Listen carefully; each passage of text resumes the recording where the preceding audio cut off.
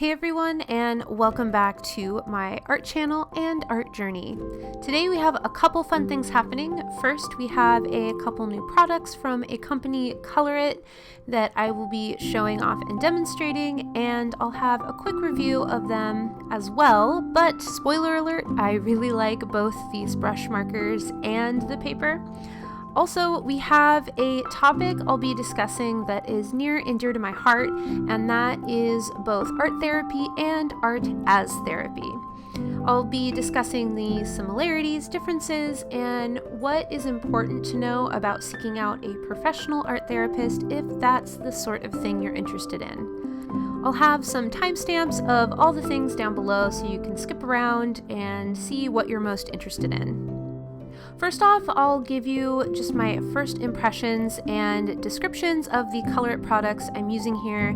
Then we'll chat about art therapy, and then I'll give you my final thoughts on everything at the very end. So as some of you might have seen in one of my last videos, Colorit graciously sent me these brand new products for me to test out, but I'll always give you my honest opinion on what I try here on this channel. Oftentimes, when I'm not interested or don't like something, I won't even make a video about it. I was excited to work with Colorit since they primarily produce a huge range of coloring books and art supplies made for adults, so that means higher quality all around.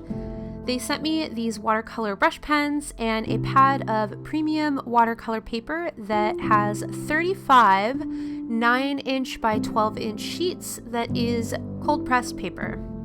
The pens come in this super nice canvas carrying case with 24 colors, and my first thought when I saw these was I saw that they are actually refillable. I have never seen this from another affordable watercolor brush pen set, so this was a huge plus in my book. And if you look on Amazon and on their website, you can buy the ink to refill these, and those are all available to you. So as you would have seen in that other art supply haul video, I opened these up and swatched everything out. These pens have real bristles and work just like a real watercolor brush, but has individual dye-based ink inside of the barrel. Keep in mind, these kinds of art supplies with dye-based inks instead of pigments like most watercolors will fade over time, especially if left in the sunlight, so make sure to take care of your artwork and just have that in mind when you go into buying a product like this. First off, I'll show you me coloring with the pens in a watercolor coloring book that was recently gifted to me from a different brand. And then I'll be using the pens and the paper for a mini illustration. So coloring books, especially for adults, have been a popular trend in recent years. I've never been a huge fan of coloring books myself, even as a child. I always loved drawing my own line work a lot more. Nowadays, I'm learning to enjoy playing with color and appreciate being able to color with other artists' beautiful line work. The one I'm using here is by Christy Rice, and it is a watercolor coloring book, which is super fun. A big reason I wanted to discuss this topic is that a lot of coloring books have been marketed as being art therapy for people, and this honestly rubs me the wrong way quite a bit. As many of you know, I have a graduate degree in art therapy and will be seeking out professional licensure in the future, and the education and training to become a licensed or certified art therapist is actually a lot more extensive than one may think. Don't get me wrong, coloring can be very therapeutic, but it is more of an art as therapy activity rather than an art therapy directive that you might do in a session with a therapist. Using color, shapes, marks, or really any sort of art making can help calm our anxieties, raise us out of a depressive state, and generally just be enjoyable. These are all great things, but art therapy is and can be so much more. Art therapists use their training and knowledge about art materials and their effect on us to create targeted projects that help get to underlying issues so that we can explore them in the safety of their office. Art therapy is not only great for children, but families and adults. A big reason I'm presenting this topic so seriously is that art can be so powerful for us. Often, trauma is stored in the right hemisphere of the brain, which means using language to explore that is very difficult. That also means that when you tap into those sorts of things using art methods, you can be tapping into quite a lot that may only feel comfortable to explore with a professional safely. I also think this is a reason us artists often feel so much. We can be so connected to our emotions, and sometimes working that out on paper with clay or writing a story can feel like the only way to release them. Now, obviously, I don't think everyone needs supervision while creating, but it's worth knowing how art making can affect us. Exploring ourselves and our mental health through artistic means can be so beneficial and help us improve our lives. But it's worth knowing how art can be used therapeutically, and sometimes it works best being led by a professional. If you are interested in knowing more about art therapy and maybe even seeking out seeing an art therapist to help you improve your mental health, I have a few links listed down below with some resources for getting started.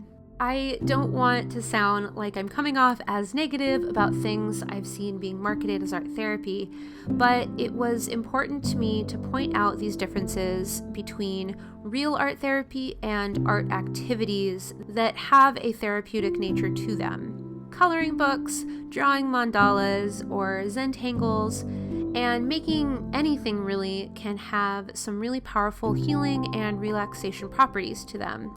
And I definitely endorse these as a part of a healthy self-care routine for any and everyone.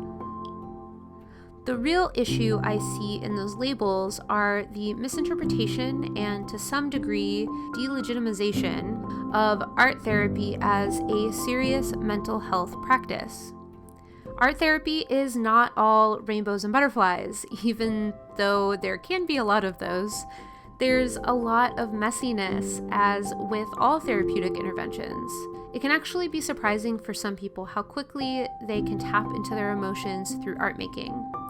It's powerful, but can be so effective for so many, and it's important for me to get that message out there for anyone seeking mental health services. So I hope you were able to learn a little something about the differences between art therapy and art as therapy, and why we may need to make the distinction a little bit better in the future.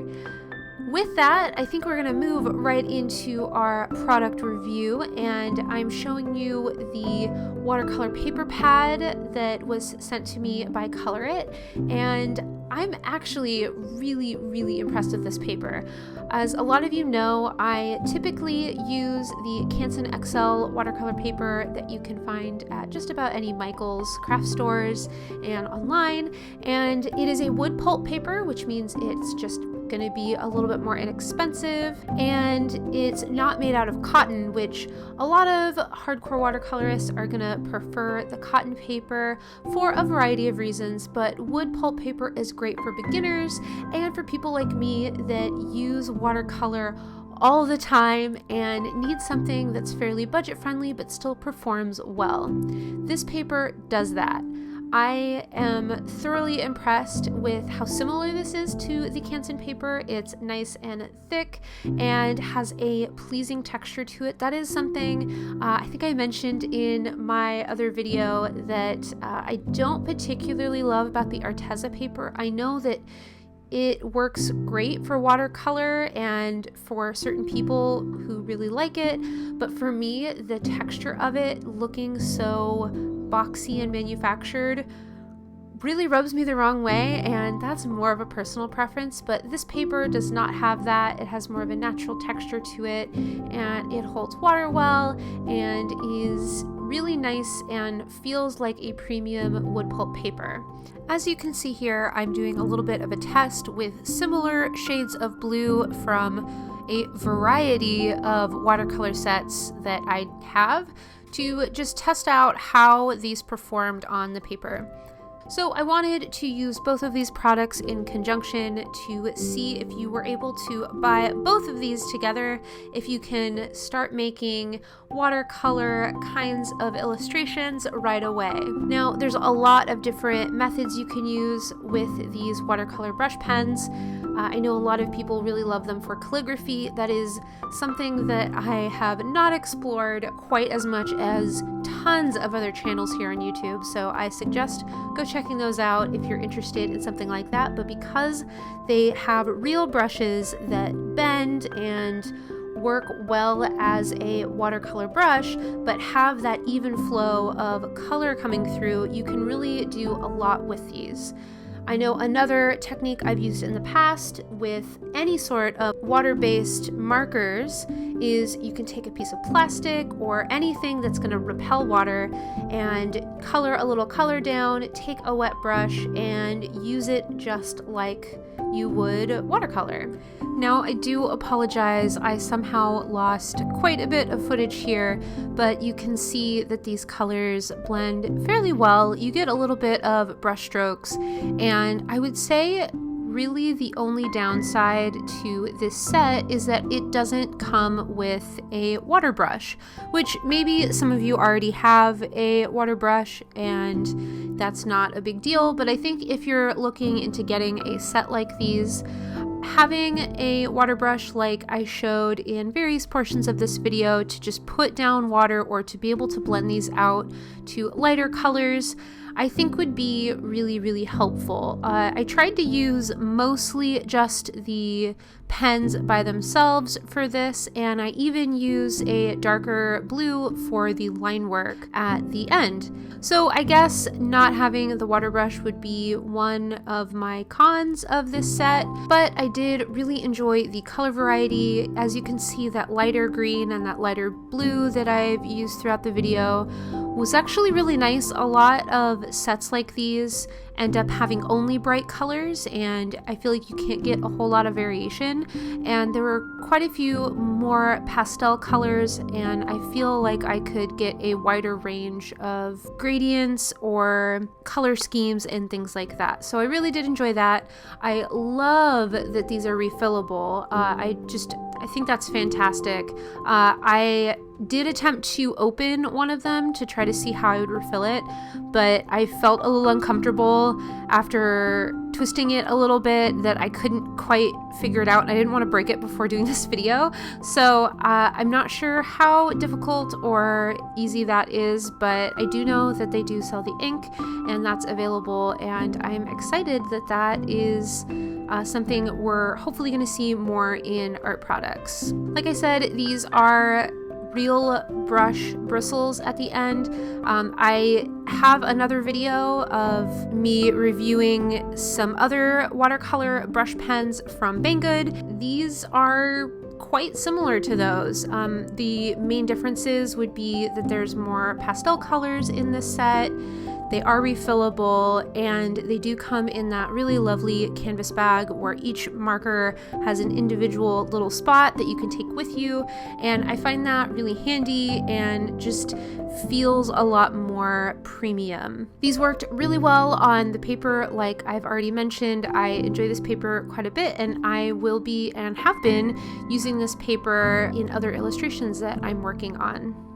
And just to let you guys know, these paper pads are available in a set of 2, which equals 70 sheets of paper at the 9x12 size for around $19.99 or $20, with the set of brush pens being around $30. And this is about the same price as the Arteza paper and the Canson paper, but you end up getting just a few more sheets. And I think you can probably get Canson on sale sometimes in store, so totally up to you. But I think if you're looking for a quality paper, especially to get started with, this performs really, really well. As always, I do have links to all these products down below in the description, and those are Amazon affiliate links, which all that means is with every purchase, you don't pay any extra, but a little bit of your purchase goes toward supporting me and this channel here and helping to fund the products that I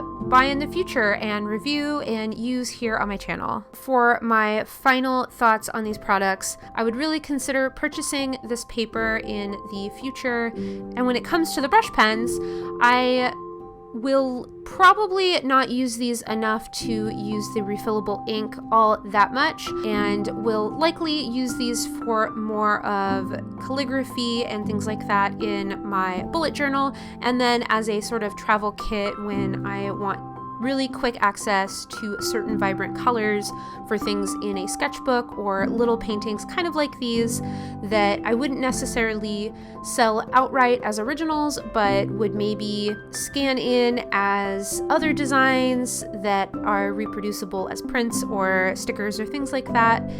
But these are definitely not going to be replacing my typical watercolor paints. Okay, that's it, guys. Thank you guys so much for watching. I hope you enjoyed the information about art therapy and you enjoyed this review and enjoyed these little paintings I did. I wanted to quickly thank Colorit for thinking of me and sending me these products to show you guys. If you like this video, please show me by leaving a like and stick around by subscribing. And as always, I hope you have a creatively fulfilled day, and I will see you next time. Bye, guys!